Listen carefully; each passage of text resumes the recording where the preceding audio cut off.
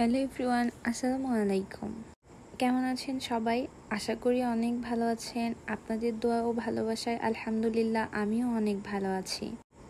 আগের ভিডিওতে আপনাদের বলেছিলাম আমি আমার আগের রেকর্ড করা ভিডিওগুলো এখনও আপলোড করি নাই, তো আস্তে আস্তে সব ভিডিওগুলো আপলোড করতেছি। এই ভিডিওটিও আমার অনেক আগের করা, সেটিও আপনাদের সাথে শেয়ার করতে যাচ্ছি। আজকে আমি যাব বাজারে, কিছু টুকিটাকি কাজ আছে, সাথে একটা চশমা কিনতে যাব।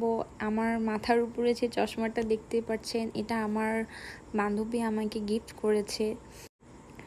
আজকে ভেবেছিলাম যে হেঁটে হেঁটে বাজারে যাব। প্রত্যেক দিনই তো রিক্সায় যাওয়া হয়, অনেক দিন হাঁটাহাঁটি করা হয় না।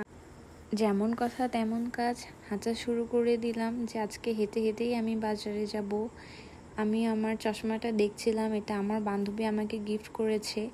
তো হেঁটে যখন যাব, এর জন্য মেইন রোড দিয়ে না দিয়ে অলিগলি দিয়ে যাচ্ছিলাম, কারণ এদিক দিয়ে গেলে অনেক দ্রুত পৌঁছাইতে পারবো। এর জন্য রাস্তায় ভিড়ের মধ্যে না গিয়ে অলিগলি দিয়ে যাওয়া শুরু করলাম।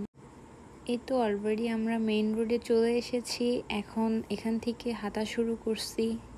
এই তো চশমার দোকানে পৌঁছে গিয়েছি। আমি নতুন কিছু ফ্রেম দেখছিলাম, সাথে আমার পরা ফ্রেমটাও দেখছিলাম, কারণ এটাতে একটু পাওয়ারের সমস্যা হয়ে গিয়েছিল, পাওয়ারটা ঠিক করে নিচ্ছিলাম। আর এখানে দেখেন কত কত লেন্স, যেগুলো আমি কোনোদিন পরি নাই, এবং সত্যি কথা বলতে আমি কখনো লেন্সগুলো সামনাসামনিতেও দেখি নাই। একটু মিরর দেখলেই তো ভিডিও করতে ইচ্ছা করে।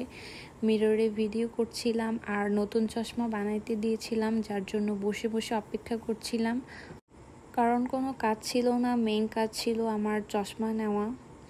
তো চশমার জন্য অপেক্ষা করছিলাম।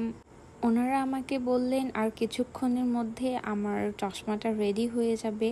এদিকে অপেক্ষা করতে করতে সন্ধ্যা হয়ে যাচ্ছিল, আর আমার চশমাটা রেডি হয়ে গিয়েছে। ওনারা আমাকে প্যাক করে দেন আমি বাসায় চলে আসি।